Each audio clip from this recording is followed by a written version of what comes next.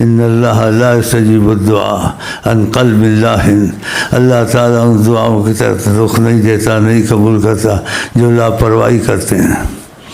مثلا پر ایسے ہاتھ پھیر کہتے اس کو نہیں کہ اللہ قبول کرے، اللہ رحم کرے، ایسے نہیں، بس چلو رواجی چیزیں، ایسے نہیں کرنا چاہیے۔ حرکا جی نے اس سے بھی منع کیا اور کہا تم جب دعا مانگو وانتم موقنون، تم لوگ یقین پر ہوا کرو کہ خدا ضرور تقاضۂ کرم میں واپس نہیں کرتا ہے۔ ایسے حدیث میں بھی حرکا جی نے کہا ہے۔ دوسری حدیث میں اللہ تعالیٰ کو بہت شرم حیا آتی ہے، کوئی ہاتھ پھیلائے اور اس کو کیا میں نہیں دیتا کہ اللہ تعالیٰ ضرور دیتا ہے۔ تو یہ یقین رکھیں کہ دعاؤں کو بہت غنیمت سمجھا کریں۔ اور دوسری حدیث ایک میں فرمایا ہے لا یہلک العبد مع الدعاء، جو دعائیں مانگتا ہے چاہے کچھ بھی اس سے غلطیاں ہوتی جو کچھ ہوتا ہے لیکن ہلاک نہیں ہو سکتا۔ تو ایسی چیزوں کو شکر کریں۔ ہمارے پاس دعائیں پڑھی ہیں، خاص کر کے ہم نے اس دعاؤں کو بہت اہتمام کیا ہے جو نبی صلی اللہ علیہ وسلم جس نے اپنے بھی کچھ فرمایا ہے۔ تو تقدیر کی دعا ضرور یہاں سے لے جائیں، کیونکہ کوئی چیز تقدیر سے باہر نہیں ہے۔ رحمت ہو، مصیبت ہو، نیکی ہو، گناہ ہو، وبال ہو، کچھ بھی ہو، تقدیر سے نکل نہیں سکتا انسان، لیکن تقدیر میں تبدیلی اور اس کی حالات کو اچھا کرنے تقدیر میں دعائیں کام کرتی ہیں۔ اس لیے یہاں تقدیر کی دعا بھی ہمارے پاس ہے، تو بھائیوں سے تقدیر کی دعا لے جائیں، صبح شام پڑھ لیا کریں انشاءاللہ۔ تو صلی اللہ علیہ وسلم آمین دعا میں کہتے رہیں۔ کہتے ہیں جس دعا کے اول آخر درود شریف نہیں ہوتا وہ دعا لٹکی رہتی ہے، اور جس دعا کے اول آخر درود شریف ہوتا ہے تو وہ دعا قبول ہو جاتی ہے۔ تو ہم ساری دعا میں درود شریف بھر دیتے ہیں، صلی اللہ علیہ وسلم صلی اللہ علیہ وسلم صلی اللہ علیہ وسلم۔ ہاں جی، تو یہ بھی ایک اللہ تعالیٰ کا کرم ہے کہ ہم عقیدہ رکھتے ہیں خدا پر اور حضرت محمد مصطفیٰ پر۔ جیسے بھی ہیں خدا اللہ تعالیٰ جو سے ہر گناہ معاف کر دیتا ہے لیکن شرک کو معاف نہیں کرتا، تو شرک میں بھی لاپرواہی نہیں کریں۔ شرک کا بہت باریک معاملہ ہے۔ الشرک و اخفیٰ من دبیب النملہ، شرک جو سا ہے چونٹی کی چال سے بھی باریک ہے۔ اندھیری رات ہو اور اندھیری رات ہو، کالی چونٹی ہو اور کالے پتھر پر چلے، نظر آتی نہیں آتی ہے، کہ اس سے زیادہ شرک باریک ہے۔ جب یہ انسان ایاک نعبد و ایاک نستعین کہتا ہے میں تیرے سے ہی مدد مانگتا ہوں اور تیری عبادت کرتا ہوں، پھر شرک میں بڑا خیال کرے کہ جب خدا سے مدد مانگتا ہے دوسروں سے کیوں مانگتا ہے، یہ شرک ہو جاتا ہے۔ لیکن نیت پر شرک نہیں ہوتا، دوسرے کو سے جو مدد مانگتا ہے خدا سمجھ کے نہیں مانگتا ہے، اس کو وسیلہ سمجھ کے مانگتا ہے۔ جب وسیلہ سمجھ کے مدد مانگتا ہے شرک نہیں ہوتا۔ جب وسیلہ نہیں سمجھتا کہتا ہے خدا تو علیحدہ یہ علیحدہ ہے، ایسا ہو سکتا ہے؟ تو اس چیز میں تھوڑی سمجھ کی بات ہے۔ اس لیے جب کبھی نبی صلی اللہ علیہ وسلم سے مدد مانگتے ہیں تو وسیلہ سمجھ کے مانگتے ہیں، خدا سمجھ کے نہیں مانتے۔ جیسے درود تاج ہے، مجھے بہت پسند ہے، وہ کبھی کبھی پڑھ لیا کرو، یا ایک دفعہ روز پڑھ لیا کرو۔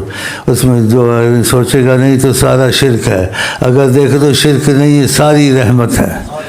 تو کیسے ساری رحمت ہے؟ اس میں دعا میں درود شریف میں آتا ہے دافع البلاء والقحط والمرض، بلاؤں کے دفع کرنے والے، قحط کے دفع کرنے والے، مرضوں کے دفع کرنے والے، یہ ایسے ہے۔ اور قرآن شریف میں کیا آتا ہے وَإِن يَمْسَسْكَ اللَّهُ بِضُرٍّ فَلَا كَاشِفَ لَهُ إِلَّا، تم کو کوئی بلا کوئی مصیبت آئے تو نہیں ہٹا سکتا خدا کے سوا کوئی بھی۔ یعنی اس کا ظاہر مفہوم ہے کہ خدا کے سوا کوئی نبی ہو، ولی ہو، چاہے آقا جی کو بھی سمجھ لو، یعنی بیچ میں وہ بھی نہیں ہٹا سکتے۔ یہ قرآن ہے۔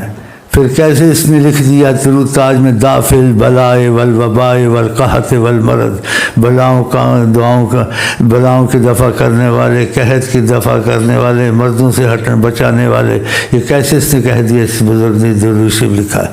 تو اس کا مطلب یہ نہیں، اگر ظاہر مطلب لے گا تو شرک ہوگا، ظاہر نہیں لے گا تو شرک نہیں ہوگا۔ کہ آقا جی دعا مانگتے تھے تو قحط نہیں جاتا تھا؟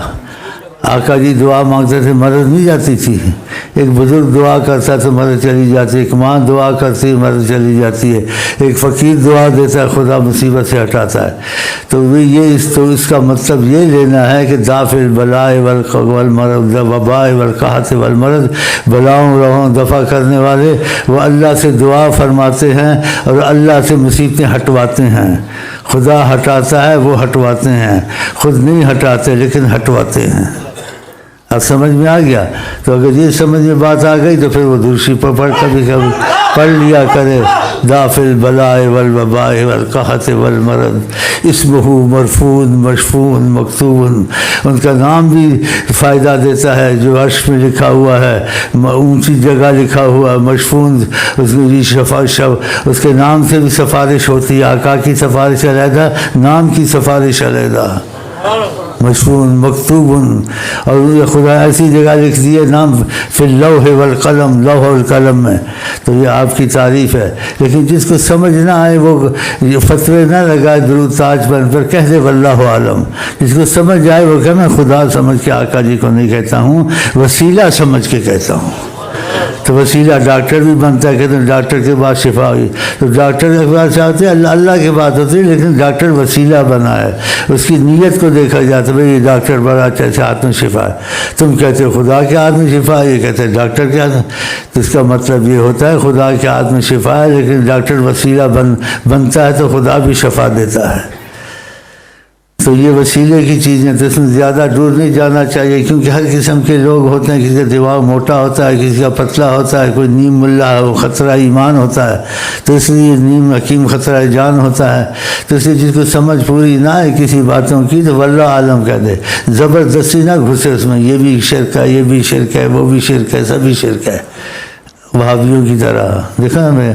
اب وہ کہیں گے بدعتیوں کی طرح، اب میرے منہ سے نکل گیا وہابیوں کی طرح، تو بھائی میں اپنے الفاظ واپس لیتا ہوں، یہ بات سے انسان ایسے کہتے ہیں، اب تو خراب ٹھیک ہو گیا نا، نہ تم کو وہابی کہنا، نہ تم کو بدعتی کہو، بس مسلمان بن کے رہیں، اور جو سمجھ میں آ جائے ٹھیک ہے، جو سمجھ میں نہ آئے اس چیز کو واللہ عالم، ختم۔